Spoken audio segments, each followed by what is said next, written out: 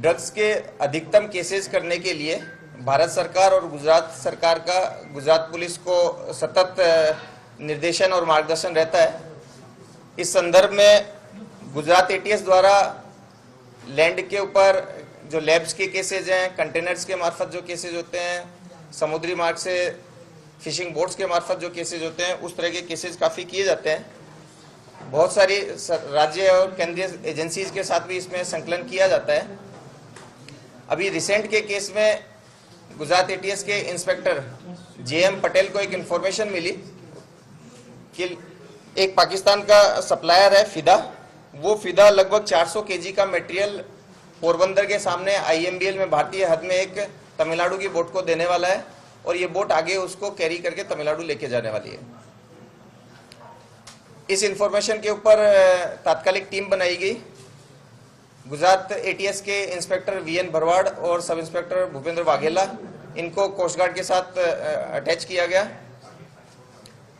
Coast guard के ship द्वारा जो ये इंफॉर्मेशन वाली जगह है, 12 और 13 तारीख की रात के दरमियान वहां पे वो पहुंचे।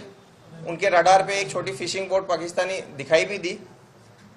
उस बोट को पकड़ने के लिए जब इंडियन कोस्ट गार्ड का शिप वहां पहुंचा तो इस फिशिंग बोट ने भी कोस्ट गार्ड के शिप को थोड़ी दूर से ऑब्जर्व कर लिया था।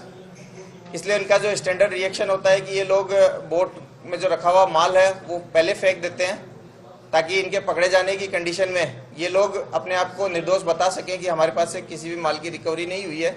और साथ साथ इन लोगों ने पाकिस्तान के बॉर्डर की तरफ भागना चालू किया।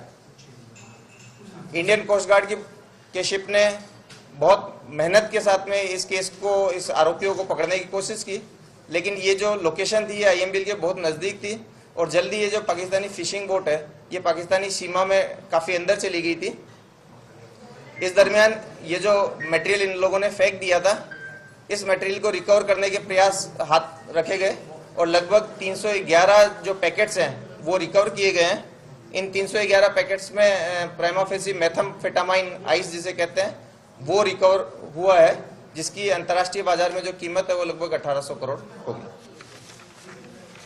साथ साथ हम ये जो पिछले कुछ सालों में गुजरात एटीएस ने विभिन्न एजेंसीज के साथ मिलकर जो फिशिंग बोट्स के मार्फत जो केसेज होते हैं उनको जो किया है उसमें लगभग 20 केसेज किए गए हैं, जिसमें 5454 केजी ड्रग्स पकड़ा गया है, जिसकी अंतर्राष्ट्रीय बाजार की कीमत 10,277 करोड़ होती है।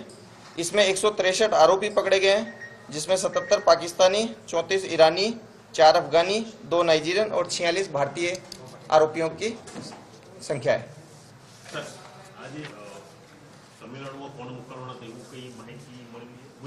नहीं, अभी इस चीज के बारे में नहीं कह सकते, पर हम लोग इस पे इन्वेस्टिगेट कर रहे हैं।